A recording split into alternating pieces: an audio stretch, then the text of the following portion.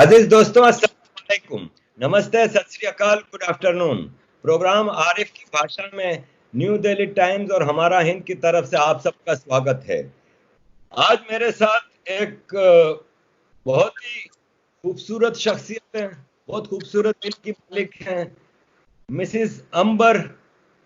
ये मेरी कोलीग भी रही हैं। जब मैं कराची में जमशेद टाउन का मेयर था तो ये उस वक्त सिंध गवर्नमेंट में मिनिस्टर थी और इनके पास शायद मल्टीपल मिनिस्ट्रीज थी। वो खुद उनसे पूछेंगे। Mrs Amber, welcome to the show. Thank you for giving us time. अस्सलाम वालेकुम, नमस्ते। बहुत शुक्रिया आरिफ भाई। मैं चाहूंगा कि पहले तो आप हमें थोड़ा सा अपना इंट्रोडक्शन दें कि आप के आबाओ अजदाद कहाँ से थे हिंदुस्तान में, और कराची में आपकी सियासत का कुछ बैकग्राउंड, और जो इसके बाद मैं आपसे सवालात शुरू करूं ताकि हमारे दर्शकों को पता हो कि मिसिस अंबर कौन है। जी बिल्कुल। देखिए, क्योंकि आपका प्रोग्राम तो क्योंकि मैं मेरे ख्याल में आपके प्रोग्राम की सबसे बड़ी शायद हो सकता है, मुझसे भी बड़े फैन हो, मगर मैं हमेशा से आपको फॉलो कर रही हूँ। जब आपका ये टीवी चैनल नहीं था, जब आप अपने फेसबुक पे मुख्तलिफ टॉपिक पे या दुखती हुई पाकिस्तान की दुखती हुई रगों को आप छेड़ते थे, मैं उस जमाने से आपको फॉलो कर रही हूँ। हमेशा मुझे बहुत अच्छा आपका नुक्ता नजर लगता था। बड़ा नेचुरल अंदाज से सच्चाई के साथ आप बयान करते थे बातों को। तो क्योंकि हम सबका जो भी देखिए, पाकिस्तान तो 72 साल पहले बना है ना, उससे पहले तो पूरा पूरा का पूरा हम सब हिंदुस्तान थे। तो हम जो मेरे नाना जान हैं वो इलाहाबाद से उनका ताल्लुक था, और वो तो आए नहीं थे जब माइग्रेशन हुई, क्योंकि वो एक तो आईएसएस ऑफिसर थे और वो फिर आए नहीं। कुछ लोग जिन्होंने एक्सेप्ट नहीं किया था इस पार्टीशन को, मगर क्योंकि हमारे मामू जान वगैरह शायद वो यंग होंगे, वो आ रहे थे, तो हमारी नानी छोटे छोटे से बच्चों को लेके उनके पीछे कि वो लेकर वापस आएंगी, वो इस लिहाज से पाकिस्तान आई थी क्योंकि उनका बेटा आ गया था। मगर फिर हालात शायद ऐसे हो गए कि वो बेचारी आ नहीं सकी, मियाँ वहां रह गए, नानी बच्चों के साथ यहाँ रह गई। और मेरे जो ददियाल है वो शाहजहांपुर से उनका ताल्लुक था, और आज तक हमारी बहुत सारी फैमिली शाहजहांपुर में रह रही है, और इलाहाबाद में, हैदराबाद, दक्कन में ननियाल रह रहा है। तो हमारे रूट्स हैं। अब वही हमारे, क्योंकि कल्चर, हमारा खाना पीना, रहन सहन, हम सबका जो अंदाज गुफ्तगू है वो सब वही है। रहबत बोलो वही हमारे वालिदैन जिन्होंने हमें दिया। और फिर पूरी जिंदगी उन लोगों को अपनी उसी यादों में देखा। अपने वालिदैन को तो हमने अपने उस हिंदुस्तान की उन यादों में रखा, बल्कि बड़ा दुख होता है कभी देख के कि उन लोगों ने, जो हमारे वालिदैन स्पेशली, उन्होंने तो अपना बचपन खो दिया, और एक अजीब व गरीब नफसा नफसी के आलम में वो पाकिस्तान आए, जो मैं समझती हूँ कि एक सही चीज नहीं थी, एक सही पार्टीशन नहीं था, नहीं होना चाहिए था। और उसके बाद जो है ना, मैं यहाँ कराची में पैदा हुई, कराची में रही, यहीं पर तालीम हासिल की। और क्योंकि मैं हमेशा से सोशल वर्क के हवाले से मुख्तलिफ चीज़ें करती थी, इसी लिहाज से मेरा फिर यहाँ की जो कराची की एक बड़ी, जिसको कहते हैं सियासी पार्टी थी, उसमें मैंने एज अ सोशल वर्कर काम शुरू किया था करने के लिए। और फिर उसके बाद आते आते उन्हीं का एक हिस्सा बनी, और उन्होंने फिर मुझे जिम्मेदारी दी उस तहरीक ने, और इन सब चीज़ों को देखने का मौका मिला करीब से। पाकिस्तान की सियासत को तो नहीं कहना चाहिए, पाकिस्तान की हुकूमती जो तरीका वारदात है कि किस तरीके से काम किया जाता है और अवाम को किस तरह मामू बनाया जाता है, अब किया कुछ नहीं जाता है। जी, वो मैं भी उसी राहदारी से गुजर के आया हूं, तो आई अंडरस्टैंड। मिसिस अंबर, आपसे पहला मेरा सवाल ये है कि 1947 में millions of people migrated to east and west Pakistan from India, और उन्होंने कुछ ईस्ट पाकिस्तान में गए, जैसे बिहार से और वेस्ट बंगाल से, और इस तरफ से पंजाब से, यूपी से, बिहार से भी, और पूरे हिंदुस्तान से वेस्ट पाकिस्तान में लोग गए। इसी तरह वेस्ट और ईस्ट पाकिस्तान से millions of people India migrate करके आए। हम को पता ही नहीं चलता कि इंडिया में जो माइग्रेट करके आए थे वो माइग्रेट इमिग्रेंट्स हैं या मुहाजिर हैं। उनको मेन स्ट्रीम लाइफ में इंडियंस ने एकोमोडेट कर लिया, उनको बराबर के हुकूक दिए, उनको एसिमिलेट कर लिया अपनी कौमों में। हालांकि उन्होंने अपनी सेपरेट आइडेंटिटी रखी, जैसे सिंधी आज भी इंडिया में सिंधी है या पख्तून आज भी इंडिया में पख्तून है, लेकिन बहरहाल वो एसिमिलेट हो गए सिस्टम में। क्या वजह है कि जो माइग्रेट करके ईस्ट या वेस्ट पाकिस्तान गए थे, जैसे बिहार से काफी लोग गए थे ईस्ट पाकिस्तान, और यहाँ जो मुहाजिर आए थे उनको तो बड़ा डिस्क्रिमिनेशन फेस करना पड़ा पूरे पाकिस्तान में। तो क्या फर्क है, हालांकि उनकी भी डीएनए वही है, हमारा भी डीएनए है, तो सब हिंदुस्तान की संस्कृति, तो क्या ऐसा फर्क आ गया कि यहाँ पे इतना डिस्क्रिमिनेशन और हिंदुस्तान में मुहाजिरिन के साथ कोई डिस्क्रिमिनेशन ना हुआ? वो हमारे आपके टीवी पे सोशल मीडिया के आते हैं, मेरे ख्याल में मेजर गौरव आर्या साहब वो अक्सर व बेशतर एक कहते हैं कि आप पाकिस्तानी लोग एक जुमला बहुत कहते हैं, बहुत माजरत के साथ। तो मैं भी वो जुमला कह रही हूँ, बहुत माजरत के साथ। देखें, इन सारे जो आपने ये सवाल पूछे हैं कि यहाँ से जो लोग गए वो बिल्कुल जम हो गए, यानी कि वो बिल्कुल घुल मिल गए, और जो वहां से यहाँ लोग आए वो क्यों एडजस्ट नहीं कर सके, बल्कि एडजस्ट तो अलग चीज है, उनके साथ इंसाफ ही नहीं हुआ, और वो आज तक 72 सालों में वो तकलीफ में है, और उसका आधा हिस्सा ईस्ट पाकिस्तान अलग होने के साथ मिला। तो उसकी वजह ये है, देखिए, जब तक हम तारीख को नहीं देखेंगे ना, इसके पीछे तारीख है पूरी। यही वो हिस्सा है जहां हम माइग्रेट कर कर आए, ये वो हिस्सा है जहां से हिंदुस्तान की तकसीम की वजूहात शुरू हुई हैं। ये वो हिस्से, हम उन हिस्सों से आए जिन हिस्सों में जिन्होंने कहना चाहिए भारत, हम उस हिस्से में आए जिन्होंने अंग्रेजों तक को भागने पे मजबूर कर दिया था हिंदुस्तान को छोड़ने से, और हम उन हिस्सों में आए जहां से अंग्रेज दाखिल हुए थे। तो ये जिस जगह हम आए उस जमीन का भी एक तारीख है अपनी। यहाँ से बगावतों ने हमेशा तो हम एडजस्ट, यहाँ के लोगों की जो कल्चर था, यहाँ के लोगों का जो मिजाज था वो भी अलग था। और फिर बदकिस्मती के साथ ये हुआ कि पाकिस्तान बनना या भारत की तकसीम होना ही एक, मैं समझती हूँ, एक भारत की जमीन के साथ जुल्म था। एक गलत चीज हुई है ना, जब आप जुल्म करते हैं तो जुल्म का अंजाम तो जुल्म ही होता है ना। आप वो एक चीज जो गलत हुई है तो वो हम उसकी भी कह सकते हैं कि हम उसकी भी सजा हो सकता है भुगत रहे हो, हम उसकी भी हो सकता है सजा भुगत रहे हो। उसकी मेरे ख्याल में अभी थोड़ा बीच में डिस्कनेक्ट हो गया होगा। सही है। तो एक गलत फैसले की सजा भुगत रहे हैं हम सब लोग यहाँ पे आने वाले।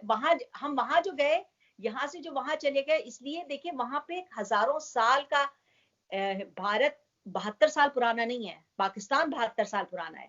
भारत बरस पुराना है। भारत वो है जो दुनिया में अगर कोई भी बुक उठा के पढ़ते हैं ना, दुनिया की किसी भी जबान की, आप किसी उनका शौक होता है उस राइटर का आप ड्रीम पढ़ेंगे कि वो इंडिया जाना चाहता है, वो भारत जाना चाहता है। हर कौम भारत, यानी कि कितना कदीम है भारत। तो वो तो एक माँ जैसी जमीन है ना, वो उसका काम, इसीलिए कितने लोग आए उसमें एडजस्ट होते गए। उसमें उस भारत जमीन की खूबी ये थी कि वो अपने अंदर जम कर लेता है लोगों को। उसने जो वहां आता है, फिर वो वहां से जाने की, उसको अंग्रेजों को तो भगाना पड़ा है ना, वरना वहां मोस्टली जो लोग आते हैं उनको मजे लग जाते हैं। तो वो जमीन तो है ही अच्छी। बाकी देखिए, वो बुराइयां छोटी मोटी तो हर जगह होती हैं, हर कल्चर में होती हैं। वो ऐसा नहीं होगा कि कोई 100% परफेक्ट कोई सोसाइटी होगी। मगर मैं ये समझती हूँ कि भारत इस कुर्रे पे अल्लाह ताला की सबसे बड़ी नेमत है, जिसकी हम लोगों ने शायद उस नेमत से, हम लोगों ने अल्लाह ताला की उस नेमत से कुफर किया या उसके हम इनकारी हुए, तो उसकी सजा हम भुगत रहे हैं। मैं ये समझी हूँ। गुड बाजी, आपसे अगला सवाल है। अभी हमने 3-4 दिन पहले एक वाकया देखा पाकिस्तान की, एक पेशावर में अदालत में एक आदमी को ब्लास्फेमी की केस चल रहा था। एक यंग लड़का आता है बंदूक लेके अदालत में और उसको कत्ल कर देता है। सवाल मेरा आपसे ये है कि आप यूथ अफेयर्स के मिनिस्टर नहीं हैं पाकिस्तान में, सिंध में, और आपने करीब से मुशाहिदा किया है सरकारी जगहों का कि किस तरह चीजें चलती हैं, काम होता है, और खासतौर पे यूथ अफेयर्स का। क्या वजह है कि ये एक इतना एक्सट्रीमिस्ट यंग लड़का, और फिर इसके बाद जो रिएक्शन है कि पूरा पाकिस्तान उसको वेलकम कर रहा है, उसको सपोर्ट कर रहा है उसकी सॉलिडरिटी में, और वो अदालत में आज पेश किया गया तो उसको उसकी पप्पियां ली जा रही हैं, उसके गले लगाए जा रहे हैं, फूल निछावर किए जा रहे हैं, तो हर आदमी फिर इस तरह तलवार लेकर निकल जाएगा। क्या फिर ये जस्टिफाई करता है कि कल को कोई आदमी कहे कि मुझे नबी पाक ने ख्वाब में आके कहा है कि मैं इमरान खान को मार दूं, तो वो फिर इमरान खान को भी मार सकता है? क्योंकि फिर तो एक ट्रेंड सेट हो गया ना कि भाई नबी पाक ने ख्वाब में आके कह दिया तो बात खत्म। आप मुझे वजीर उमूर नौजवान रही हैं, आप मुझे बताएं कि ये इग्नोरेंट कौम, ये जहालत से भरपूर लोग कहां से आ गए, और क्यों हुकूमती लेवल पे क्या ऐसी कमजोरियां हैं, क्या वजह है कि हम अपनी एक समझदार या बर्दाश्त वाली कौम पैदा ना कर सके? देखिए, इस सवाल का जवाब बहुत ही दर्दनाक और बहुत अजियतनाक ये खबर है। मगर ये तो एक खबर है ना अजियतनाक, जो हम जिसको हम डिस्कस कर रहे हैं। ऐसी बेहिसाब खबरें हैं जो हम शायद डिस्कस भी नहीं कर रहे, ना करते हैं, ना उन पे कभी हमने रोशनी डाली है। इस खबर जहां जिस जगह पे 16 या 17 साल की बच्ची अपने साथ जिनसी ज्यादती की शिकायत किसी जज से करने गई हो, और वहां जज उस बच्ची को रेप कर दे, तो आप ये बताइए उस माशरे में जो कुछ भी ना हो वो कम हो। ये तो मैंने आपको एक, जहां पे इंसाफ मिलना है, मैं एक इंसाफ देने वाली कुर्सी पे जो आदमी बैठा है, और फिर उस आदमी को गिरफ्तारी से पहले उसको वो भी मिल जाता है कि इनको कब्ल गिरफ्तारी उस जज साहब को कोई अब गिरफ्तार भी नहीं कर सकता। तो जहां माशरे का ये निजाम हो, जहां जज करप्ट हो, जहां पुलिस करप्ट हो, जहां पूरा माशरा, पूरा निजाम करप्ट हो चुका हो, तो वहां फिर यही ऐसे ही बच्चे जन्म देते हैं। फिर वहां माशरे में जहां इंसाफ ही नहीं है, जहां तालीम ही नहीं है, जहां गुर्बत का बोलबाला है, तो वहां ये मासूम, मैं मतलब उस लड़के को, कातिल को मासूम नहीं कह रही हूँ। हर माँ जब बच्चा पैदा करती है तो वो एक इंसान का बच्चा पैदा करती है, ना वो मुसलमान का बच्चा पैदा करती है, ना वो काफिर का बच्चा पैदा करती है, ना वो ईसाई का बच्चा पैदा करती है, ना वो कादियानी, मतलब किसी मजहब से बाला होकर वो एक इंसान को पैदा करती है।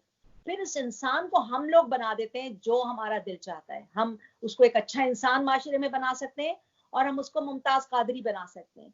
ये हम, और पाकिस्तान के अंदर आपको पता है कि इस तरह के चीजें दिखाकर पूरी दुनिया में हम ये दहशत फैला रहे होते हैं कि देखिए हमारे पास ऐसे एक्सट्रीमिस्ट हैं, अगर आपने कुछ किया, और जाहिर बात है उसमें ज्यादातर खौफजदा करना उनको दुनिया से तो नहीं होता है, उनको भारत को डरा रहे होते हैं। जो मेन फोकस मुझे लोगों से बातें करके, जो हमारी हुक्मरान तबके हैं, उनका सारा फोकस, सारी कॉम्प्लेक्सेस, सारा अपने आप को अच्छा करने के बजाय, बल्कि वो इंडिया को देख के अपने आप को अच्छा करे कि इंडिया और हम एक साथ अलग अलग हुए थे एक दिन का फर्क से। क्या वजह है कि वहां पे एजुकेशन ज्यादा आ गई है, उन लोगों ने तरक्की कर ली है। मैं अमेरिका में रहती हूँ, आप यकीन जाने, हम अमेरिका में होते हैं, जब हम बाहर जाते हैं तो लोग हमें डिफ्रेंशिएट तो नहीं कर पाते ना। लोग मुझे देख के पहले पूछते हैं सवाल कि आप इंडियन है, यानी कि इंडिया का एक नाम है एक हर जगह पे। फिर हम बताते हैं जी हम पाकिस्तानी हैं, हम 40, मतलब एक पूरी हिस्ट्री ज्योग्राफी हमको बताना पड़ती है। यानी कि हमारी शक्लें, हमारा बोलने का अंदाज, हमारी हर चीज एक है। मगर हमारे पास जब पाकिस्तान का नाम आता है तो लोग तो कहते हो पाकिस्तान बोलना कोई हमारे लिए अच्छी बात नहीं होती है। तो इसी तरीके से ये इस तरह के जहन खास तौर पे क्रिएट किए जाते हैं, उनकी गुर्बतों को कैश किया जाता है। गली गली कूचों कूचों में मदरसे बना दिए गए हैं, उन मदरसों में इन बच्चों को प्रोड्यूस किया जाता है। माँ बाप को बच्चों पूरे 1 साल के पैसे दे दिया जाता है। तो कौन, वो पैसे कहाँ से आ रहे हैं? वो मदरसे वालों के पास वो पैसे कौन दे रहा है जो उन बच्चों को वो ब्रेन वॉश कर रहे हैं? चाहे वो उन बच्चों को क्या दिलचस्पी, उन 16 17 20 साल के बच्चों का आज मोबाइल पकड़ा दे, मोबाइल पे फिल्में देख रहे होंगे बैठ के, बल्कि देखते होंगे, वो बच्चे भी देखते होंगे। वो अपने पूरे साल के पैसे माँ बाप उनके गरीब ले जाते हैं, उनके 12 बच्चे होते हैं, उन 12 में से 2-3 मदरसे वाले ले लेते हैं, उनके गुजारे हो जाते हैं। और ये फिर इसी तरह के बच्चे क्रिएट करते हैं, उनको तो पता भी नहीं। सच्ची सी बात है, मुझे याद है मैं एक दफा कब्रिस्तान गई थी, वही मदरसे के बच्चे जो बुला लिए जाते हैं ना कुरान पढ़ने के लिए, उन बच्चों से मैंने, क्योंकि अब वो आदत है मेरी, सवाल जवाब करती हूँ डिफरेंट चीजें, तो उनसे पूछा मैंने, बताओ तुम्हारे आखिरी नबी का नाम क्या है? तो कहने लगा जुल्फकार अली भुट्टो। और इस तरह से मेरे 2-3 सवाल पूछे, तो उन लोगों को तो मजहब के बारे में ही नहीं पता है, नबी कौन है, रसूल कौन है, मोहम्मद अली जिन्ना कौन है, मतलब वो सब मिक्स हुआ हुआ। एक डिब्बा है, डिब्बे के अंदर बहुत सारी चीजें डाल दी हैं और उसको शेक कर दिया है, तो वो बच्चे, पाकिस्तानी बच्चे मेजॉरिटी वो निकले। बहुत कम बच्चे होते हैं या बहुत कम लोग होते हैं जिनके पास पैसा या तालीम होती है, तो बाहर निकल जाते हैं, उस माशरे से बाहर निकल आते हैं बहुत मजबूरी के साथ। सब घुटन, इस वक्त पाकिस्तान घुट गया है, बिल्कुल घुटे हुए माहौल में है। तो ये ऐसे ही लोग प्रोड्यूस करते हैं। मतलब जिसने मारा होगा उसको मजहब के बारे में अलिफ बे भी नहीं पता होगी, मैं कहना ये चाह रही हूँ आपको। उसको इस्तेमाल किया गया है और इस्तेमाल होते रहेंगे जब तक इन सब चीजों को सही नहीं किया जाएगा।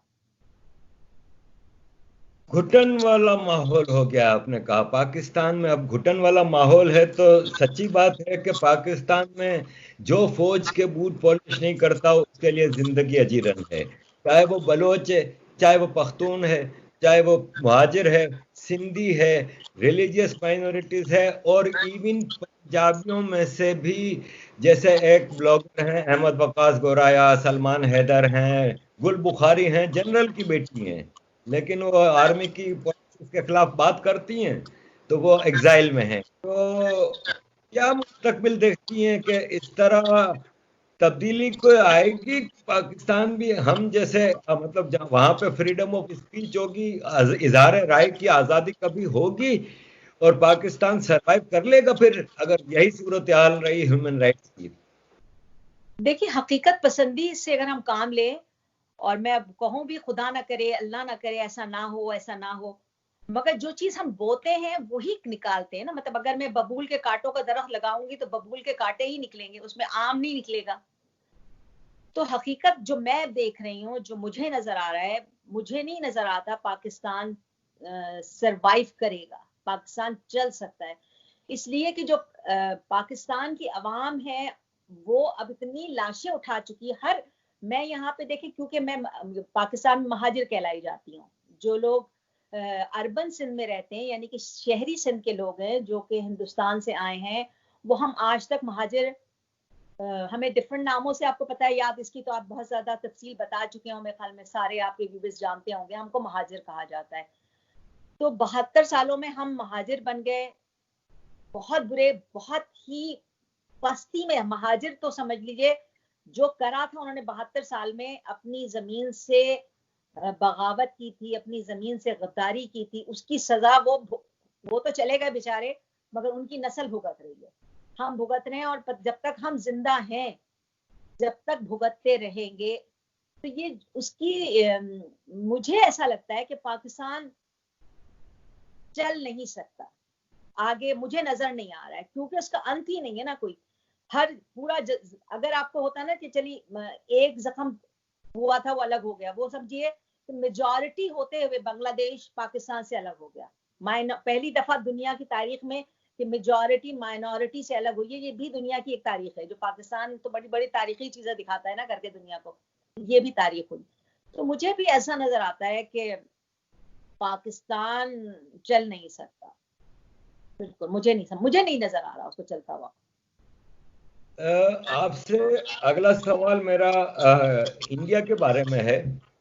एक मस्जिद है, बाबरी मस्जिद, जो कि बनाई गई थी एक मंदिर को तोड़ के 500 साल पहले, और वो मंदिर भी कोई आम मंदिर ना था, कि हिंदुस्तान के राजा और भगवान श्री राम जी का जन्म स्थान है।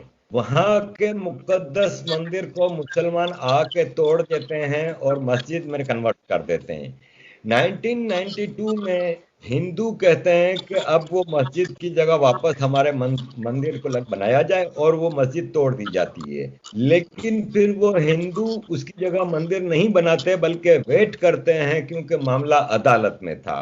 और फिर अदालत ने आर्कियोलॉजिकल रिपोर्ट्स और पूरे स्टडी के बाद कोई 92 के बाद से लेके 2019 में फैसला देती है कि वहां पे मंदिर था तो बेसिकली वहां पे मंदिर ही बनना चाहिए। तो अब श्री नरेंद्र मोदी उसका इफ्तिताह कर रहे हैं 5 अगस्त को, और एक वहां पे अयोध्या में राम मंदिर तामीर किया जाएगा। आप उसके बारे में आपकी क्या राय है? ये सही है या गलत है? क्योंकि हमारी अपनी रिवायत यह है कि तुर्की में एक वो चर्च जो हमारे नबी पाक की पैदाइश से पहले बना था, उसको हम मस्जिद में कन्वर्ट करके फख्र महसूस करते हैं। तो यहाँ पे आप क्या कैसे देखती हैं? देखिए, मेरे ख्याल में आपने और हम सब ने इसको फॉलो किया है। ये केस एक बहुत रोल मॉडल केस है, एक बड़ा तारीखी केस है राम मंदिर का। इसलिए कि देखिए, हिंदुस्तान में मेजॉरिटी जो हमारे हिंदू कम्युनिटी रहती है, और मेरे ख्याल में हिंदुस्तान और हिंदुस्तान से जो छोटे छोटे मुल्क बने हैं बाद में, उनके अलावा वो, क्योंकि मैं उनको भी हिंदुस्तानी कंसिडर करती हूँ, वो अलग तो हो गए, तो वो हिंदू कम्युनिटी के लिए बहुत, पूरी दुनिया में मुसलमान तो बहुत सारे मुल्कों में रह रहे हैं, बहुत जगहों पे चले जाते हैं, उनके ममालिक हैं।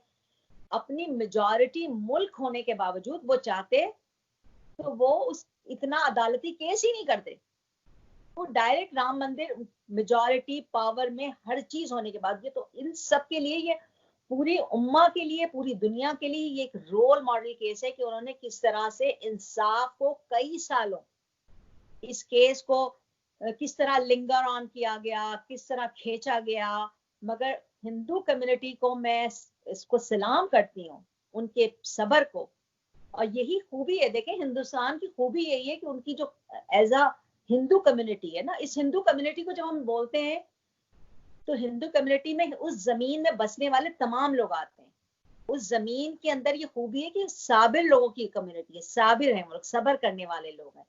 तो उन्होंने सब्र किया और सब्र का नतीजा अदालती फैसला किया। और मैं ये समझती हूँ ये काम बहुत पहले वो कर सकते थे और कर लेना चाहिए था उनको, जिसको उन्होंने इतने दिनों के बाद किया। बल्कि मैं इसमें उनको मुबारकबाद देती हूँ, क्योंकि एज अ मुस्लिम, जितना मैंने मुसलमान मजहब को पढ़ा है, कहीं नहीं लिखा हुआ कि आप कब्जे की जगह पर इबादत गाह बनाएं।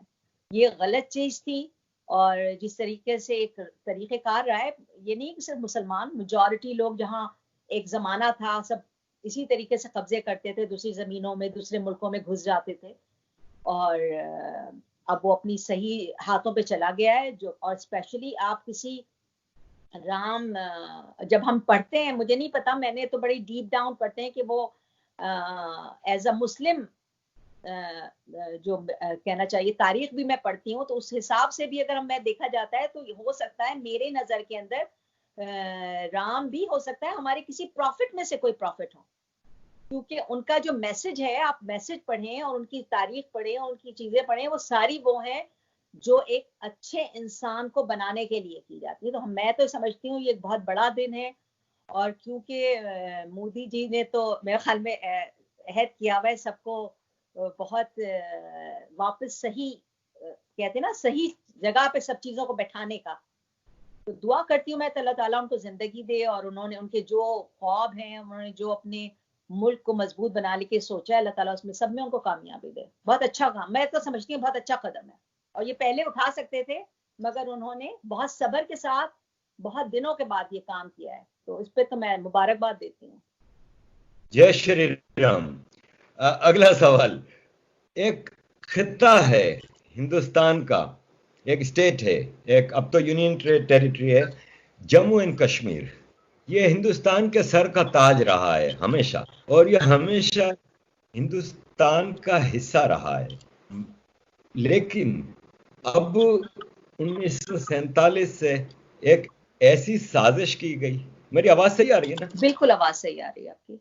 ऐसी एक साजिश रची गई, इंटरनेशनल डिजाइन थी जो पाकिस्तान बनाया था जिस मकसद के लिए, और हिंदुस्तान को ऑक्युपाइड रखने के लिए, तो इश्यूज छोड़ने थे, तो जम्मू एंड कश्मीर का एक इशू छोड़ा गया। और तारीख तो आपको पता ही है कि किस तरह उन्होंने एक्सेशन किया हिंदुस्तान के साथ, लेकिन फिर हमारे कबायलियों ने आके हमला किया और कब्जा किया आधे कश्मीर पे, गिलगित बल्तिस्तान पे, और फिर यूएन आ गई और लाइन ऑफ कंट्रोल खींची गई। जो हिंदुस्तान का कश्मीर था उसमें एक आर्टिकल था, आर्टिकल 370, जो कि रुकावट बना हुआ था कश्मीर की प्रोग्रेस के लिए, कश्मीरियों की प्रॉस्पेरिटी की तरफ इकदाम करने के लिए। उसमें काफी बेसिक रुकावटें थीं। तो 72 साल बाद एक बहादुर प्राइम मिनिस्टर ने आके उस रुकावट को खत्म किया और कश्मीर को, जम्मू एंड कश्मीर को नेशनल मेन स्ट्रीम में लिया। और खास तौर पर लद्दाख को तो बहुत ज्यादा फायदा हुआ कि उनकी टोटल आइडेंटिटी अलग थी, लैंग्वेज अलग थी, डेमोग्राफी अलग थी। और वहां पे अब जिस हिसाब से डेवलपमेंट हो रही है, आप कैसे देखती हैं जम्मू कश्मीर इशू को, और उसमें पाकिस्तान की बदमाशी की वजह क्या है? देखिए आरिफ भाई, जब हम कहते हैं ना पाकिस्तान की बदमाशी, तो मुझे ये बात दिल को मुझे इसलिए बुरी लगती है कि एक्चुअली एज अ अवाम, पाकिस्तान की जो अवाम है ना, ये हमारी, शायद हमारे, हम लोग तो खुद इतने दुखी हैं। मतलब हर पाकिस्तानी बलोच रो रहा है, इवन आप यकीन जाने पंजाब भी रो रहा है, सब रो रहे हैं, सब दुखी हैं, सब परेशान हैं। माली हालात खराब है, कोई बिजनेसेस नहीं है, नौकरियां नहीं है, सेहत नहीं है, कोई चीज सही नहीं है। तो हम लोग तो जो जख्मी जख्मी चूर चूर हैं। तो कश्मीर, मतलब कश्मीर के लिए हम अपने ही घर कहते हैं ना, पहले घर चराग फिर मस्जिद चराग। तो कश्मीर का इशू को तो इंटरलिंक हमारी इस्टेब्लिशमेंट ने किया है। ये हमारा फौज का एक बनाया हुआ नासूर जरूर हो सकता है, मगर पाकिस्तान की आवाम का इससे कोई ताल्लुक नहीं है। हम जो मीडिया पे देखते हैं वो आवाम को रिप्रेजेंट नहीं कर रहे होते हैं, मीडिया फौज को रिप्रेजेंट कर रही होती है। तो जाहिर बात है, मैं तो ये समझती हूँ ये फिर राम मंदिर की तरह ये काम भी भारत को बहुत पहले कर लेना चाहिए था। इसके लिए भी उन्होंने बहुत दिन, बल्कि जब जिसका मुझे बहुत दुख होता है, बल्कि इस पे मेरा दिल चाहता है कि मैं कोई आपके साथ प्रोग्राम करूं, जो कि भारत की तारीख का सबसे बदतरीन जेनोसाइड था, जो वहां के कश्मीर के पंडितों के साथ किया गया था, जुल्म किया गया था। एक्चुअली ये तो उस वक्त कर लेना चाहिए था भारत को, उस वक्त। मुझे नहीं समझ में आता इसकी क्या एक्सक्यूजेस है, भारत की गवर्नमेंट ने उनकी मदद क्यों नहीं की।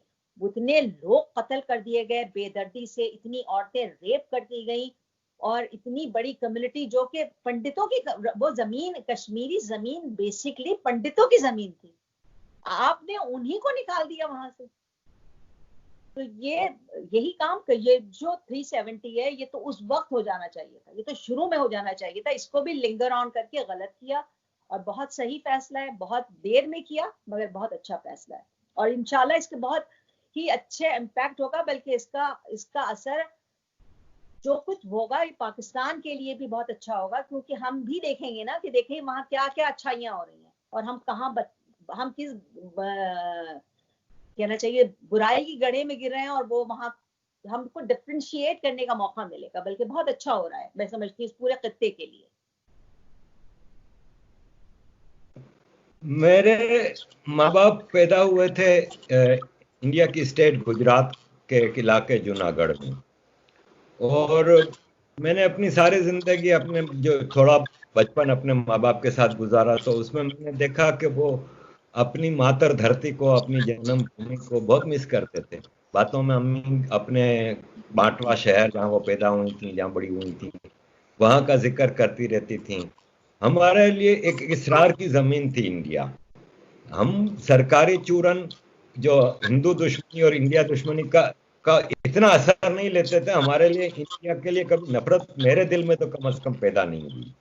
आज मैं देखता हूं कि जब मैंने अपना वापसी का सफर शुरू किया है और मैं अपने आप को इंडियन मानता हूं और इंडियन कहलाता हूं, तो मैं बहुत मिस करता हूं कि यार काश हमारे माँ बाप ने हिजरत ना की होती, तो हम भी इंडिया में होते और अपनी धरती पर रह रहे होते। आप हिंदुस्तान में अपने पुरखों की जगह को मिस करती हैं, और कभी आप गई हैं वापस अपने उस जमीन को देखने के लिए? मुझे तो बहुत ज्यादा ख्वाहिश है इंडिया जाने की, और इंशाल्लाह जरूर जाएंगे, इंडिया में जाऊंगी। असल में मुझे एक चीज अभी याद आ गई थी, तो मैंने कहा कि मैं आपको कश्मीर के हवाले से, देखिए जहां कश्मीर के अंदर, जहां तक अगर मैं गलत हूं तो आप मुझे दुरुस्त कर दिएगा, यासीन मलिक वहां के एक टेररिस्ट। हाँ दहशतगर्द हैं। जिनकी बीवी, जिनकी शादी पाकिस्तान की फौज ने करवाई है, जिनकी बीवी का ताल्लुक आईएसआई से है। तो आप ये बताइए कि, और वहां पे मैं देखती हूँ कि वो बड़ा फ्रीडम है, वो खातून जो है वो इंतहाई डिजाइनर ग्लासेस, डिजाइनर के कपड़े, डिजाइनर के बैग, डिजाइनर ऊपर से नीचे तक सरापा वो डिजाइनर होती हैं। अक्सर और बेशतर जो जितने भी हमारे सो कॉल्ड वहाँ मुसलमान लीडर्स हैं, महबूबा मुफ्ती हैं, आप इन सबको मैं क्योंकि वॉच करती हूँ, इनके कपड़े देखती हूँ, इनके मेकअप देखती हूँ, उनके एज अ खातून का मतलब आला दर्जे के ये डिजाइनर्स के कपड़े पहनते हैं। मतलब और गुर्बत की बात करते हैं कश्मीरी मुसलमानों की, वहां के लोगों के हालात देख लीजिए। तो बिल्कुल मुझे अभी इस पे याद आया कि वहां पे तो बहुत ज्यादा पाकिस्तान से जो कहना चाहिए, जो पाकिस्तान की आईएसआई है वो डिफरेंट अंदाज से वहां पहुंचा रही है। तो मैं तो ये समझती हूँ कि इस पर भी इंडिया की जो अफवाज है या इंडिया की जो हुकूमत है, इसको भी पाकिस्तान की फौज के साथ सीरियस टॉक करना चाहिए कि इससे देखिए कोई फायदा सिर्फ चंद पैसों के लिए देखिए इसे और कोई पाकिस्तान की फौज से या पाकिस्तान ही नहीं समझ रहा है, तो कश्मीर को प्रॉब्लम में रखकर या इंडिया को तकलीफ पहुंचा के उससे आप अगर सिर्फ और सिर्फ अपने बजट में इजाफा करने के लिए ये कर रहे होते हैं ना कि वो पाकिस्तान खतरे में, पाकिस्तान को किसी से खतरा नहीं है। इस आप यकीन जाने पाकिस्तान से तो सबको खतरा है, मगर पाकिस्तान से आप अगर बॉर्डर भी खोल देंगे ना पाकिस्तान की, तो लोग खुद अपने घरों में गेट लगा लेंगे। अगर हम पूरे बॉर्डर खोल देते हैं ना, कहते हैं भाई आप सब आए, आप यकीन जाने सारे जो हमारे जितने पड़ोसी ममालिक हैं वो खुद ताले लगा लेंगे। उनको हमसे खतरा है क्योंकि हमने अपने मुल्क में इतने एक्सट्रीमिस्ट लोग पैदा कर दिए हैं, इतने दहशतगर्द, क्योंकि उनके पास इल्म नहीं है, उनके पास कुछ नहीं है, तो वो कहीं पे जाने के लिए भी खतरनाक हो जाते हैं, किसी भी मुल्क में जाने के लिए खतरनाक हो जाते हैं। तो यही हाल है, यही वजह था कि कश्मीर में जितनी भी प्रॉब्लम पैदा हुई या हो रही है, और अब मेरे ख्याल में 370 के बाद ये ज़हबत है उनको सफाई करनी है ना, इन तमाम जो जो पिछला गंद है वो साफ करने में टाइम लगेगा, टेक टाइम। मगर मुझे पता है कि जितना खूबसूरत कश्मीर है, अब मोदी जी जब तक हैं, और उसके बाद भी मेरी दुआ है कि ऐसा ना हो कि मोदी जी की हुकूमत 4-5 साल के बाद ना हो और उसके बाद फिर वही पुराने सिस्टम में चले जाए। तो ऐसे ही कोई हुकूमत आगे भी भारत में आए तो वो बहुत अच्छा होगा, जो कश्मीर के लिए अच्छा करे। सॉरी, आपका नेक्स्ट सवाल आपने कहा था?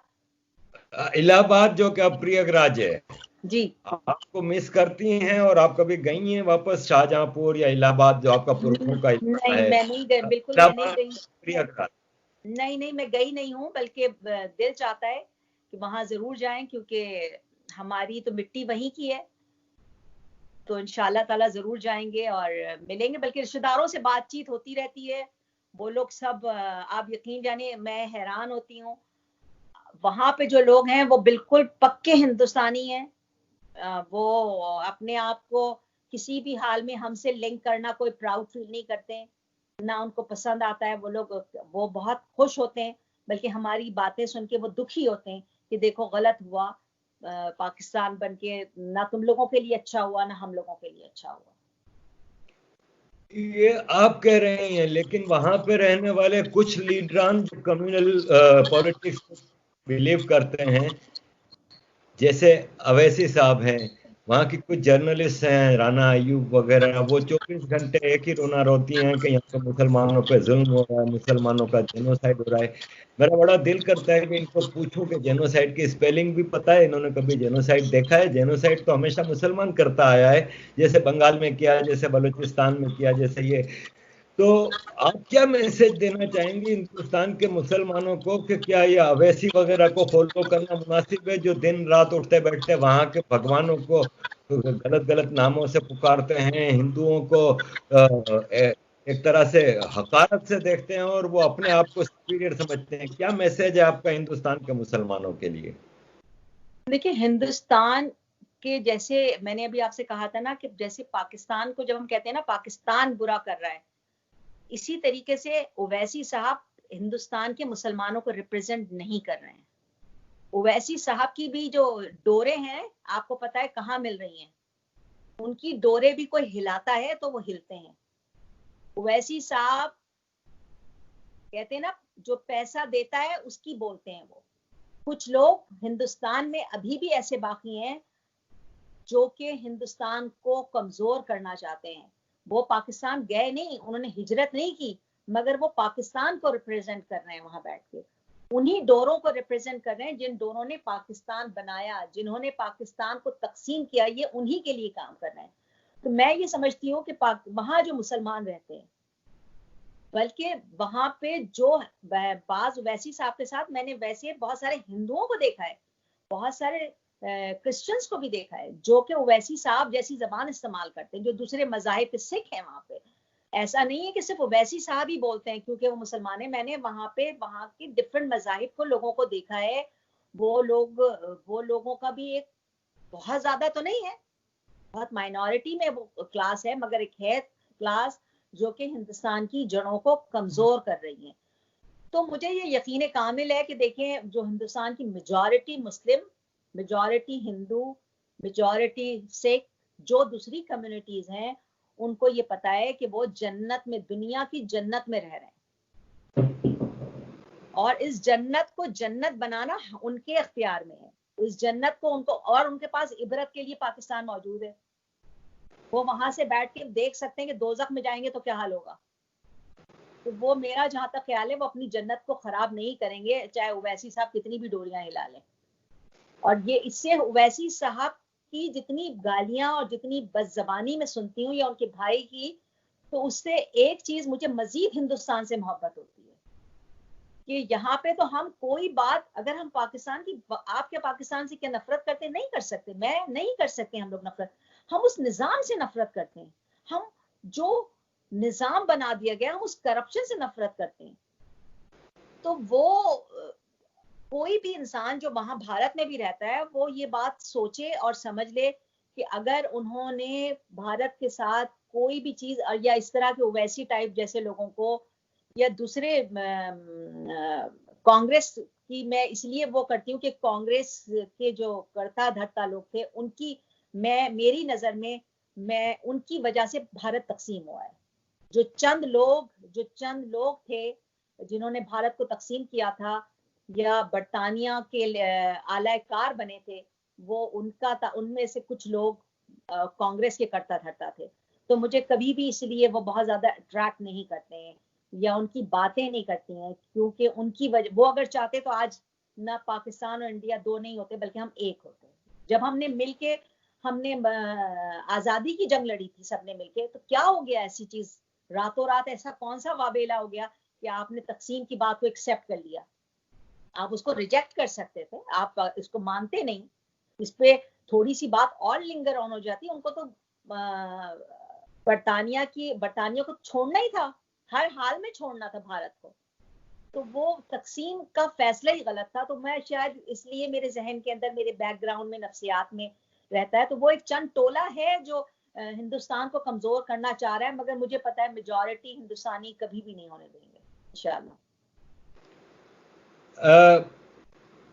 आप अमेरिका में रहती हैं, मैं लंदन में रहता हूँ। यहाँ पे भी काफी मुसलमान हैं अमेरिका में और इंग्लैंड में। अगर हम देखें कि इंग्लैंड में 2 मिलियन मुसलमान रहता है, 1 मिलियन हिंदू रहता है, लेकिन जो जेल की पॉपुलेशन है उसमें हिंदू ना होने के बराबर है, लेकिन मुसलमान अपनी रेशो से बहुत ही ज्यादा जेल की पॉपुलेशन है। तो क्या हम क्रिमिनल हैं? हम मुसलमान क्रिमिनलाइज्ड कौम बन गए हैं? और क्या हमारी तरबियत में कोई मसला है? क्या वजह है कि हम क्राइम की तरफ हैं? हम जिस घुटन के माहौल से भाग कर इधर आते हैं, तो यहाँ पे फिर ये घुटन का माहौल क्रिएट कर रहे हैं। क्या करना चाहिए हम, आपके मेरे जैसे मुसलमानों को, कि हमारा इमेज यहाँ पे कुछ बेहतर हो? देखिए, इसके लिए तो मैं यहाँ पे भी मुख्तलिफ जगहों पे जब सेनेटर्स और इन लोगों से मेरी मुलाकात होती है, तो मैं ये बात कहती हूँ, बल्कि मैं आपके फोरम से मुझे कहने का मौका मिलेगा। देखिए, पूरी दुनिया में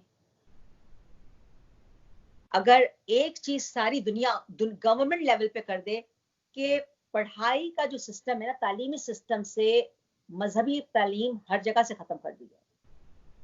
क्योंकि जो छोटे दिमाग बच्चे होते हैं ना, जिनको हम बचपन में, यानी कि आप 5 साल से लेके 15, 16, 17 साल तक के बच्चों को जब हम ब्रेन उनको बना रहे होते हैं तो हम उनको, हमारा फोकस होना चाहिए कि वो एक अच्छे इंसान बने, ना हमारा फोकस होना चाहिए कि वो एक अच्छा हिंदू बने, ना वो अच्छा मुसलमान बने, ना वो क्रिश्चियन बने, ना वो सिख बने। वो 17 साल की उम्र तक एक अच्छा पढ़ा लिखा इंसान बने जो इंसानियत के काम आए। मगर जितनी फिर माजरत के साथ कि जितनी बुराइयों की जड़ें निकल रही हैं वो सब मदरसों से निकल रही हैं। और अफसोस की बात यह कि अमेरिका जैसी जगह में भी मदरसे कायम हैं, यहाँ पे भी मदरसों का जोर है। तो मुझे नहीं पता कि गवर्नमेंट, जबकि मैं एज अमेरिका की एक शहरी होने के नाते मैं ये समझती हूँ कि कुदरत जो है ना, किसी मुल्क को, ऐसे लोग बहुत बुराइयां करते हैं मगर मैं समझती हूँ कि अल्लाह ताला ने अमेरिका को ऐसे ही सुपर पावर नहीं बना दिया है। इस देखें आप, यहाँ पे सबसे बड़ी जो चीज नजर आती है मुझे बात करने में, वो आपकी सारी छोटी मोटी चीजों को इग्नोर कर देते हैं, मगर ये लोग झूठ बोलना बिल्कुल पसंद नहीं करते हैं। आप ये देखें कि यहाँ से इन्होंने प्रेसिडेंट को अपने निकाल दिया था व्हाइट हाउस से, या उसको दोबारा उनके नहीं आने दिया। उसकी वजह ये थी कि उसने झूठ बोला था अवाम से। तो ये लोग भी, अमेरिका खत्ते में बैलेंस रखता है, उसको पता है कि कहाँ ढील देना है। तो मुझे यही होता है कि मैंने उनसे कहा भी कि आप यहाँ पे भी पढ़ाई के अंदर ये जो अलग अलग सिस्टम, मुसलमान स्कूल अलग बन गए, इस्लामी स्कूल अलग बन गए, जब भाई अलग ही बनाने तो हम लोग अपने मुल्कों में रहिए, यहाँ पे आके हम दुनिया की तालीम हासिल करें। और मजहब, मैं समझती हूँ हर मजहब का घर होना चाहिए, घर में होता है मजहब। आप घर में जो है मजहब आपका वो है, जब आप बाहर निकले तो आप सिर्फ एक इंसान हो, आप एक बेहतरीन इंसान होना चाहिए। आप, मतलब ये मेरी अपनी जाती सोच है और मैं ये समझती हूँ यही होना भी चाहिए। होना और तो चाहिए। यही वजह है जो तालीम की हमारे पास मुसलमान बच्चों के अंदर हमको एक झूठी तारीख में खो दिया जाता है। हम कभी कुछ बनना चाहते हैं, हम कभी कुछ बनना चाहते हैं। हम एक जो खुद क्रिएट की हुई झूठी तारीख है, बिल्कुल वो सच्ची तारीख भी नहीं है। अगर हम उन तमाम तारीखों की हकीकत में जाएं तो हम शर्म से डूब मरे और हम कभी उसका जिक्र भी करना पसंद ना करें। जिनको हम हीरो समझते हैं वो एक्चुअली जीरो हैं। वो इंतहाई, उनकी पर्सनल लाइफ भी अगर आप पढ़ें, जो जो हम लोगों को हीरो बनाए जाते हैं, तो वो काबिल शर्मिंदगी, तकलीद नहीं है कि हम उनको रोल मॉडल बन के। तो हमारे बच्चों को एक झूठी तारीख पढ़ाई जाती है, वो अपने पास्ट में रहते हैं। वो आगे जाने के बजाय, वो आगे 10 साल 20 साल आगे सोचने के बजाय वो बस 200 500 साल और 1000 साल पीछे सोच रहे होते हैं। तो उसकी वजह से जब आपके पास तालीम की कमी होगी, तो फिर आप, जब तालीम की कमी होगी तो आप कहाँ जाएंगे? फिर आपके लिए जेल ही खुले हुए होते हैं, एक ही रास्ता होता है जिसका अंजाम जेल होता है। तो मेरे ख्याल में जो मुसलमान के पास तालीम की कमी है, जब तालीम की कमी होती है तो मेजॉरिटी, फिर आपका ठिकाना आखिरी या तो गोली होता है, या जेल होता है, या फांसी का फंदा होता है। सही कह रही हैं आप, का होना यही चाहिए कि स्कूल में मजहब की तालीम ना दी जाए। जैसे मेरे बच्चे यहाँ पे स्कूल में हमने एडमिशन कराया तो हमें पूछा गया कि भाई आपको रिलीजियस पीरियड में क्या पढ़ाना है, इस्लाम पढ़ाना है कि क्या। मैंने कहा मुझे नहीं पढ़ाना कोई भी मजहब। उन्होंने कहा आप मुसलमान हैं? मैंने कहा बिल्कुल मुसलमान हूँ, लेकिन मेरे बच्चे को कौन सा इस्लाम सिखाना है लेट मी डिसाइड, हम घर में सिखा देंगे। तो उन्होंने कहा फिर हमारा एक सब्जेक्ट होता है ह्यूमैनिटी, तो हम उनको ह्यूमैनिटी के साथ उसमें बिठाएं। मैंने कहा उनको ह्यूमैनिटी में बिठा दो, उनको इस्लाम कौन सा कितना सिखाना है ये हमारा मसला है, आप उसकी फिक्र ना करें। बदकिस्मती है कि आज शाम को मैं इल्फर्ड गया, एक पाकिस्तानियों का बंगालियों का इलाका है यहाँ पे लंदन में। बच्चे स्कूल तो जाते हैं, लेकिन स्कूल से वापस आके अरबी जुब्बा पहन के घुटने से ऊपर तक का सर पे टोपी लेके मदरसे में जाते हैं। तो ये तो हम माँ बाप का फर्ज है कि हम अपनी जनरेशन को क्यों इतना ज्यादा एक्सट्रीम में मजहबी बनाना चाहते हैं। तो अगर इतना ही हमें मजहबी बनाना है तो चले ना, फिर हम चलते हैं सऊदी अरब में जाके रहते हैं या पाकिस्तान में जाके रहते हैं, फिर यहाँ पे क्या लेने आए हैं? खैर। आपको पता है कि आप जितने हम जुब्बे पहन लें, मगर आप अपनी बेटी की शादी किसी अरब से नहीं कर सकते। हाँ, आप अपने बेटे की शादी किसी अरब से नहीं कर सकते। वो कभी आपके रिश्तों को, मेरी और आपकी तो औकात ही नहीं है कि हम उनको अपने बच्चों को रिश्ते दें। वो लोग, आपको पता है कि इतने सख्त रूल हैं कि वो दिमागी डॉक्टरों का सर्टिफिकेट मांगते हैं, हेल्थ के सर्टिफिकेट मांगते हैं। और वो तो मेजॉरिटी यहाँ पे बाहर अमेरिका लंदन वगैरह में मेजॉरिटी, बोलने की बात नहीं है, मगर ज्यादातर वो अपनी अय्याशी के लिए तो शादियां कर लेते हैं अरब आदमी। मगर मेजॉरिटी आप वहां पे जो रह रहे होते हैं ना, जो पाकिस्तानी या हिंदुस्तानी सऊदी अरब में जॉब कर रहे हैं या दुबई में बरसे बरस 20-20 साल, मेरे वालिद ने पूरी जिंदगी दमाम में लगाई, उन्होंने वहां जॉब की, मगर वहां पे आप अपने बच्चे आपके जवान हो जाए मगर आप उनके बच्चों से शादियां नहीं कर सकते, वो आपको इतने डिग्रेड करते हैं या आपको इस काबिल नहीं समझते। तो जो जुब्बे पहना कर अपने बच्चों को घूम रहे हैं, उनसे पूछिए कि आप बगैर आप जाके रह सकते हैं सऊदी अरब में? जिस तरीके से आप दूसरे ममालिक में सऊदी अरब को क्यों रिप्रेजेंट कर रहे हैं, आप अपने कल्चर को रिप्रेजेंट करें, जो भी वॉट एवर। तो ये, और आप ये देखिएगा, ये सिर्फ और सिर्फ पाकिस्तानी और इंडियन मुसलमानों के साथ ये प्रॉब्लम है। दूसरे मुल्कों के मुसलमान ये हरकतें नहीं कर रहे हैं। हम मुसलमान जो खास तौर पे भारत में रहने वाले मुसलमान हैं, हम कंफ्यूज हो गए हैं, हम अपनी आइडेंटिटी भूल गए हैं। जब भी कोई इंसान अपने कल्चर, अपनी तहजीब से दूर हो जाता है, हमारी आइडेंटिटी, हम हिंदुस्तानी हैं, ये हमारी आइडेंटिटी है, हम इस आइडेंटिटी से क्यों चिढ़ते हैं, हमारा क्या कॉम्प्लेक्स है, हम क्या बनना चाहते हैं, हम कितने भी अरब बन जाएं, जज़ाकल्लाह, माशाल्लाह, ला हौला वला कुव्वता, अल्हम्दुलिल्लाह, सुभान अल्लाह कहते रहें, मगर क्या इन सब कुछ को बोलने के बाद कि अरबी, हमको अरबी समझने लगेंगे? नहीं, नहीं समझेंगे। बल्कि वो ज्यादा इंप्रेस दूसरे ममालिक से होते हैं जो अपनी आइडेंटिटी के साथ रहते हैं। अरब भी उनसे ज्यादा कंफर्टेबल फील करते हैं, वो हमसे नहीं कंफर्टेबल फील करते हैं। तो शायद पाकिस्तानी एस्टेब्लिशमेंट ने इसीलिए अपनी कल्चर को अरब से तुर्क की तरफ ट्रांसफर कर दिया, और हर आदमी अर्तुगरल बनने के चक्कर में। उसकी वजह यह है कि तुर्कों में भी इस वक्त जो हुकूमत है, आपको पता है, वो भी एक तरीके के इमरान खान पार्ट 2 है या पार्ट 1 है। उनकी पर्सनैलिटी भी उसी तरीके की बाइपोलर पर्सनैलिटी है। वो कभी यूरोपियन यूनियन का हिस्सा बनने की कोशिश कर रहे होते हैं, कभी वो कुछ करने की कोशिश कर रहे होते हैं। तो वो भी मेरा ख्याल में थोड़ी सी, अब देखिए, मेरी तारीख, जो मैं एक पॉलिटिकल साइंस की मैं स्टूडेंट हूँ, और जितनी मैंने तारीख पढ़ी है दुनिया की, ये मेरा एक डीप डाउन, देखिए अब एज अ मुसलमानों को कोई उरूज नहीं मिलेगा, ये मुसलमान सोच लें। एज अ पूरी ये मेरी तारीख का जो मैं निचोड़ है वो मैं बता रही हूँ आपको। एज अ आप इंडिविजुअल, आप एक बहुत अच्छे इंसान बन जाएं, आप एक डॉक्टर बहुत बड़ा नाम पैदा कर सकते हैं मुसलमानों में, आप एक बहुत अच्छे जर्नलिस्ट बन के मुसलमानों में दुनिया में अच्छा काम कर सकते हैं, आप एज अ इंडिविजुअल तो बहुत अच्छा काम कर सकते हैं, मगर जितनी तारीख है, अब मुसलमानों का एज अ मुसलमान कहीं कोई उरूज नहीं मिलने वाला। एक अच्छा इंसान आप बन जाए तो शायद आपके साथ अच्छा हो जाए मुस्तकबिल में, मगर जिन जिन चीजों को पाकिस्तान में गलत तौर पे राइज कर दिया गया है, जिस मुसलमान की शक्ल को भयानक बना दिया गया है, या जो हमारे पुरखों ने या हमारे हमारे कभी मुसलमान हिस्ट्री में जो जुल्म किए हैं, उनको ग्लोरीफाई या उनको हीरो बना के पेश करने की जो संगीन गलतियां की जा रही हैं, उसको फौरी तौर पे रोकना चाहिए, और बच्चों को सही तारीख बताना चाहिए कि उनको जिस जमीन में वो रह रहे हैं उसके साथ उनको मजबूत होना चाहिए। जिस तहजीब और कल्चर और मजहब के फर्क को बताना चाहिए। मजहब से कोई भी मजहब आपको दुनिया में मुकाम नहीं साल, हाँ आपका कल्चर, आपकी तहजीब तो दिखा, क्योंकि मेरे कितने जानने वाले हैं जो सऊदी अरब में क्रिश्चियन रहते हैं, वो अरबी हैं, वो वहां पे इतना स्ट्रांग उनका मजहब का वो होता है, मतलब वो मजहब उनके लिए इतनी कोई ऐसी चीज नहीं है। वो क्रिश्चियन है, वो अरबी बोलते हैं, आप उनसे अंदाजा ही नहीं लगाएंगे कि ये क्रिश्चियन है। तो इसी तरीके से सिर्फ ये जो मुसलमानों को कंफ्यूज बनाया गया है ना, प्री प्लान, वो पाकिस्तान में बनाया गया, और वो ही रिप्रेजेंट कर रहे हैं पूरी दुनिया में।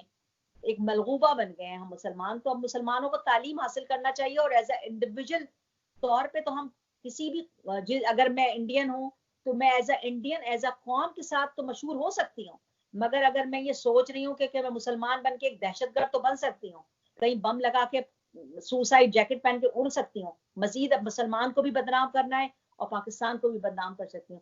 हाँ, मगर हम अपने कल्चर के साथ अगर जुड़ जाएंगे, मजबूत हो जाएंगे, जो हमारा भारतीय मतलब जो हमारा बर्रसगीर का कल्चर है ना, हमको वापस वहां जाना होगा, हमको वापस अपनी तहजीब से जुड़ना होगा। तो हो सकता है कि हम as a Hindustani, as a भारतीय, एज अ बर्रसगीर हम सरवाइव कर लें, मगर एज अ मुसलमान हम जिस रास्ते पर चल निकलें वो तबाही के अलावा कुछ भी नहीं है। आपसे मेरा आखिरी सवाल है, लेकिन बहुत इंपॉर्टेंट है। आजकल पाकिस्तान ज़ाहिर है एक मोहताज मुल्क है, इसकी एक रेपुटेशन एक भिखारी मुल्क की है। आप गूगल पे डालें बेगर कंट्री तो सारे पाकिस्तान के वो आ जाते हैं। हमारे प्राइम मिनिस्टर जो करंट हैं, puppet prime minister donkey king Imran Khan, ये जितने भी दौरों पे गए हैं ना प्राइम मिनिस्टर बनने के बाद, जितनी बार भी पाकिस्तान से बाहर गए हैं भीख मांगने गए हैं। ये हमारी रेपुटेशन है। हम कभी सऊदी अरब के पीछे भागते हैं, कभी तुर्की के, कभी अमेरिका के।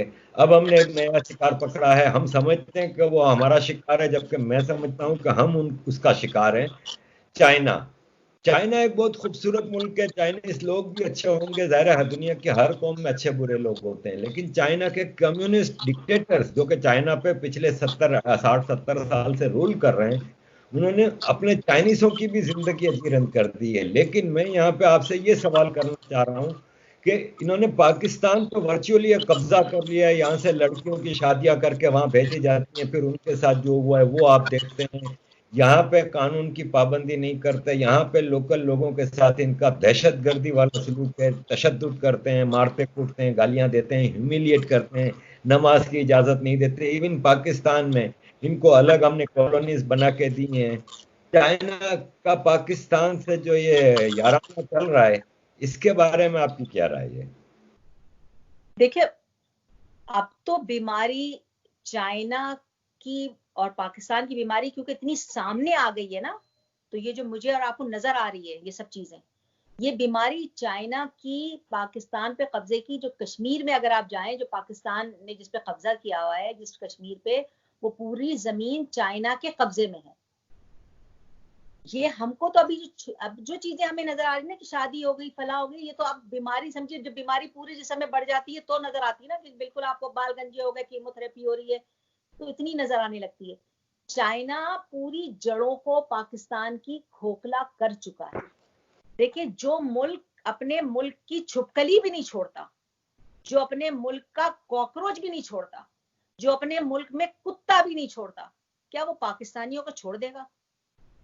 ये पाकिस्तानियों जितने लोगों को मारा है ना आज तक पाकिस्तान में, एस्टेब्लिशमेंट ने, फौज ने, जिन लोगों ने पाकिस्तानियों को मारा है, कभी बलोच नाम से, कभी महाजिर नाम से, कभी सिंधी नाम से, कभी पंजाबी नाम से, किसी भी नाम से जो मारा गया है ना, जिस्मों को काटा गया है, उसकी सजा देने के लिए चाइना पूरे पाकिस्तान पर जितनी भी ये फौज, देखिए जनरल कर्नल तो जितने भी ना चले जाएंगे, ऑस्ट्रेलिया चले जाएंगे, यूरोप चले जाएंगे, अमेरिका सेटल हो जाएंगे, इनकी जमीनें भी हैं, इनके पास पासपोर्ट भी हैं। जो यहाँ की जो फौज के सिपाही है ना, जो उनके इशारों पे लोगों को मार रहे हैं, घरों में कूदते हैं मुंह पे ढाटे बांध बांध के, ये चाइनीज उनको काटेंगे, उनको खाएंगे, उनका चपली कबाब बना के खाएंगे। तो चाइनीज एक जालिम और जाबिर कौम है, ये पूरे खित्ते के लिए खौफनाक है। और पाकिस्तानी पूरी अवाम इस बात को समझती है कि ये चाइनीज, देखें वहां पे जो जुल्म हो रहा होगा मुझे नहीं पता, मगर मुझे ये पता है कि चाइनीज पाकिस्तान के लिए एक बहुत बड़ा एटम बम से भी बड़ा एटम बम है। तो ये बहुत ही खौफनाक, एज अ नेशन खौफनाक है इनकी। मतलब ये ऐसी बातें मैं नहीं जो मैं कर रही हूँ आपसे, आप जाएं इनकी हिस्ट्री उठा के पढ़ लीजिए। मंगोल से लेके जितने भी जालिम लोग दुनिया भर में आए हैं वो इसी खित्ते से आए हैं, जिन्होंने खोपड़ियों के मीनार बनाए हैं वो इन्हीं जगहों से आए हैं। तो ये एक जालिम और जाबिर कौम है, और बहुत इनके पास कोई इमोशंस नहीं है। जैसे हम लोग है ना, हमारे पास इमोशंस होते हैं, चाइनीज के पास इमोशंस नहीं है, बिल्कुल बिल्कुल बगैर जज्बात के। जब किसी की गर्दन, मतलब जब जिंदा बंदर की सर जिंदा बंदर होता है इनके पास, ये इनका एक स्पेशल बहुत बहुत एक्सक्लूसिव डिनर होता है जिसपे बहुत अमीर चाइनीज जाते हैं, अमीर अमीर, कि जिंदा बंदर एक उस पे होता है, उसकी यूं खोपड़ी उड़ाई जाती है, उसको उसके जिंदा वो तड़प रहा होता है और उसको भेजा उसी में से कांटे से ये लोग खा रहे होते हैं। तो पाकिस्तान के लोग सोच ले कि उनके भेजे को ये कैसे खाएंगे। बल्कि जिन बच्चियों की यहाँ से, गरीब बच्चियों की शादियां करके वो लेके गए, उनको भी सेक्स स्लेव बना के इन लोगों ने रखा, जिनसी तशद्दुद किया जाता है। तो जिस तरीके से भी हो सके, अगर गवर्नमेंट देखे, उन्होंने तो जमीनें बेच दी है ना, जिन्होंने जमीनें बेच दी उन्होंने ऑस्ट्रेलिया में जजीरे ले लिए, मगर अवाम को तो खुद होश के नाखून लेना है ना कि क्या उनकी जमीनों को लोग बेचते रहेंगे, जर्नल इधर उधर जाते रहेंगे? अवाम को होश में आना है पाकिस्तान की। और इसके लिए मैं ये समझती हूँ कि पूरी दुनिया को होश में आना चाहिए, ये सिर्फ पाकिस्तान की बात नहीं है। देखिए, ये एक पाकिस्तान एक गलत बुनियादों पे, गलत तरीके से, गलत ज़हन से बनाया गया मुल्क है। जब चीज़ गलत बुनियाद होती है तो उसको जिन लोगों ने बनाया, जिस पर मैं आजकल काम कर रही हूँ, मैं यूनाइटेड भारत के ऊपर मेरा अपना जो फोरम, मतलब मैं अपने तौर पे काम करना मैंने शुरू किया है, और यही एक हल नजर आता है इंसानों की बका के लिए। देखिए, मैं ना किसी भी गवर्नमेंट के खिलाफ हूँ, ना मैं फौज के खिलाफ हूँ, मैं इंसानियत के फेवर में हूँ। मुझे अंदाजा होता है कि पाकिस्तान के अंदर इंसानियत सोच सलूक किया जा रहा है इंसानों के साथ। तो जहां पे अगर आपके पड़ोस में भी अगर मर्डर हो रहा होता है ना, अगर कत्ल हो रहा होता है, तो बहुत दिन तक तो वो बदबू, जब लाशें बड़ी हुई होती है ना, तो थोड़े दिन बाद वो पड़ोस में उसकी बास आने लगती है और बीमारियां उठने लगती हैं। तो हमारे पाकिस्तान के पड़ोस में जो भी ममालिक हैं, वो ये सोच लें कि इसमें बहुत लाशें गिर चुकी हैं या बहुत लोग मर चुके हैं, पड़ोस में अब बास जा रही है। ये जो लोगों को प्रॉब्लम हो रही है, वो इन जो यहाँ पे मजलूम लोग मारे जा रहे हैं, उनकी उनकी रूहें भटक रही हैं उस पूरे खित्ते में, जिनको सिर्फ किसी को हिंदुस्तानी बोल के मारा जा रहा है। आज तक 72 साल में हमने पाकिस्तान बनाया, हम रॉ के एजेंट ही कहला रहे हैं। तो खुदा के लिए रॉ देख लें हमारी तरफ भी। अब हम रॉ के एजेंट के नाम से ही मर रहे हैं ना, तो रॉ भी हमारे देख लें, हमें कितना मारा जाएगा। या बैठ के पाकिस्तानी एजेंसियों से के साथ वो बैठ के बात करें कि हमारा मुल्क तोड़ के बनाया गया था, ये गलत फैसला था। यूनाइटेड नेशन को चाहिए, और वो जिन लोगों ने इस पाकिस्तान की लकीर बनाई थी पाकिस्तान बनाते वक्त, उनसे जाके मेरा इरादा है कि मैं उन लोगों से जाके उस लेवल पे बात करूं कि ये गलत फैसला था, इसके लिए आपको कुछ करना चाहिए। और मैं समझती हूँ कि कहते हैं ना, घुटना पेट से मिलता है, तो वापस हमें आज, कल या परसों हमें वापस अपने आप से मिल जाना चाहिए। और यही एक मुझे एक हल नजर आता है, या तो अंडर वन अम्ब्रेला, या यूनाइटेड भारत, या यूनाइटेड बर्रे सगीर, व्हाटएवर। इसकी अभी कोई वाज़ेह शक्ल नहीं है, मगर इसका हल मुझे एक यही नजर आता है। जी, यही दुनिया ने भी, जो तरक्की याफ्ता कौमों ने जो पहले 100 साल एक दूसरे से जंग करते थे, उन्होंने भी अपने बॉर्डर तक उठा दिया, और फ्री ट्रेड, और आज फ्रांस और इंग्लैंड में, यूरोप में, इस तरह अमेरिका, कनाडा में। तो बिल्कुल हल तो यही होना चाहिए। और हिंदुस्तान ने, मेरे अपना मुशाहिदा है कि कई बार कोशिश की पाकिस्तान को वापस रास्ता दिया हिंदुस्तान की तरफ आने का, लेकिन हर बार हम पाकिस्तान की हुकूमत ने, आम पाकिस्तानी तो नहीं, बेचारा आम पाकिस्तानी तो खुद मजलूम है, हुकूमत ने, फौज ने हमेशा भारत की पीठ में छुरा मारा है। तो हल जो आपने बताया यही है कि काबुल से लेकर रंगून तक एक सिंगल मार्केट होनी चाहिए, चाहे हुकूमतें कैसी भी हो, कंट्री हो, सब कुछ हो, लेकिन एक लोगों का आना जाना हो, मिलजुल हो, और एक कौम बन जाए, तो मैं समझता हूँ कि ये दुनिया का सबसे पावरफुल रीजन हो सकता है। Thank you very much Mrs Amber for giving us time. It was really wonderful to have you here. आपने जो जज्बात हमें बताए, मुझे उम्मीद है कि हमारे हिंदुस्तान के मुसलमान खास तौर पे आपकी बातों को सुन के कुछ समझ लेंगे, सीख लेंगे कि हाँ, वो जन्नत में रह रहे हैं। पाकिस्तान में जो गए थे हिंदुस्तान के लोग, उनका क्या हाल है, ये उनको कुछ अंदाजा होगा। आप अपने आखिरी पैगाम में कुछ कहना चाहेंगे? बस मैं यही कहना चाहूंगी कि हम सबको मिलके काम करना है, बगैर किसी भी नफरत के मैसेज के बगैर। हम पहले हिंदुस्तानी हैं, मतलब इस पे हमें शर्मिंदा नहीं होना चाहिए। ये जो एक नफरत के, मुझे बहुत दुख होता है, कभी कभी मैं सारे प्रोग्राम देखती हूँ कि कभी हमारे जो हिंदू भाई हैं, वो उनको वो कि हमें काफिर कहा जाता है, या उनको ये दुख निकल उनके बात आता है। तो हमें उन तमाम कंफ्यूजन्स को खत्म करना चाहिए।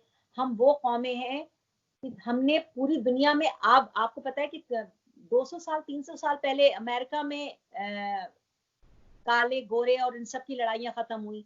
पूरी दुनिया में सालों साल जब आपस में मजहबी और नस्ली लड़ाइयां होती रही, सलीबी जंगे, फला जंगे, हिंदुस्तान वो वाहिद जमीन का खित्ता था जहां उसने पूरी दुनिया को ये दिखाया कि किस तरीके से मुख्तलिफ मजाहिब प्यार मोहब्बत और एक बन करके रहते हैं। हम तो उस खित्ते से ताल्लुक रखते हैं जिसने पूरी दुनिया को, ये पहली दफा जब वहां दुनिया के लोग आते थे, वो अमेज, वो हैरान हो जाते थे इस चीज को देखे, अरे ये मुख्तलिफ मजहब के लोग एक साथ रह रहे हैं। हमारी शक्लें क्यों हम आप बताइए हमारी सबकी शक्लें मिलती जुलती क्यों है? क्योंकि कन्वर्ट हुए ना। अब इसमें बहुत सारे लोग कहते हैं हम तो डायरेक्ट सैयद हैं, या हम तो आप डायरेक्ट सैयद तो कोई हिंदुस्तान में रहने वाला हो नहीं सकता। कैसे हो सकता है डायरेक्ट सैयद? वहां या तो वो उनके वालिद वहां से होंगे, जैसे हमारी अपनी फैमिली में है, हमारे ननियाल वाले सब सैयद हैं, फैमिली सैयदों की फैमिली है। तो आप हिंदुस्तान में पैदा हुए, आपकी अगर दादा परदादा, तो या तो आप सैयद हैं इसलिए सैयद हैं कि आपको फिर किसी सऊदी ने शादी की होगी यहाँ पे, किसी यहाँ की हमारी किसी हिंदू माँ बहन से। इसी तरह मजहब फैला होगा ना। कदीम मजहब तो मुसलमानों का मजहब तो 1400 साल पुराना मजहब है। उससे पुराने जितने भी मजहब हैं वो सब कन्वर्ट ही हुए हैं ना। कोई क्रिश्चियन होगा, कोई यहूदी होगा, कोई हिंदू होगा, हम सब कन्वर्टेड लोग हैं। जितने मुसलमान हैं वी ऑल कन्वर्टेड। तो हमको वैसे ही रहना चाहिए जो हमारी असलियत है।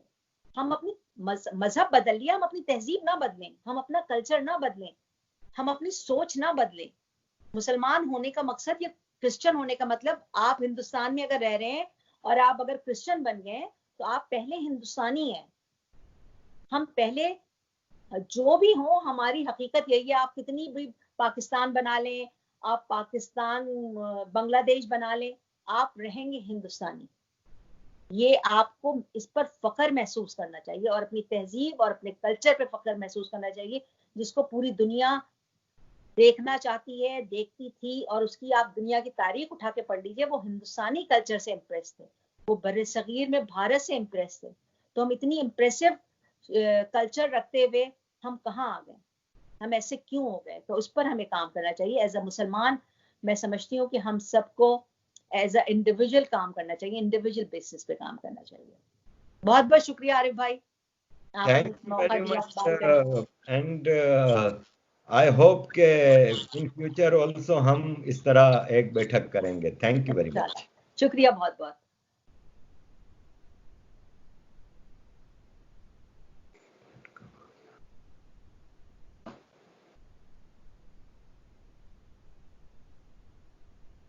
हाँ अच्छा, रिकॉर्डिंग स्टॉप हो गई है।